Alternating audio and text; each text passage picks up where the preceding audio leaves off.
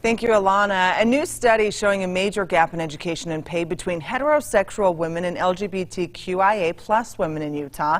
ABC4's Lena Takata joining us live from Salt Lake City with more on the barriers that exist in the workplace and the schools. Lena. Emily, according to an author of the study, there's often a link between a person's education and their salary. So this means barriers in education can lead to lower incomes.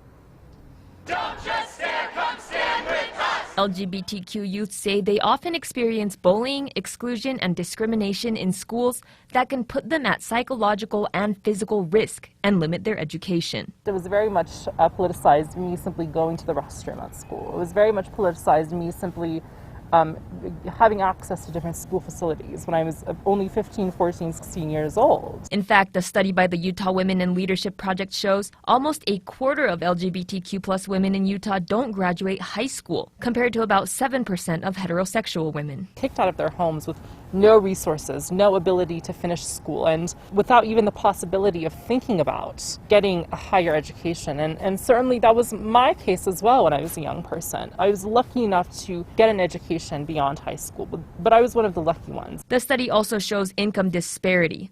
LGBTQ women are almost twice as likely to be in the lowest household income bracket of below $25,000 as straight women. From the time that the doors open at school to the time that you sit down at an interview with someone, the differences in those experiences really do have an impact on what kinds of incomes people will have later in life. Dr. Claudia Geist, the lead author of the study, says studies like this one show the impact being discriminated against can have on real people's lives. This is why my argument is if we just allow people to be who they are, support and not judge them, then everybody is better off.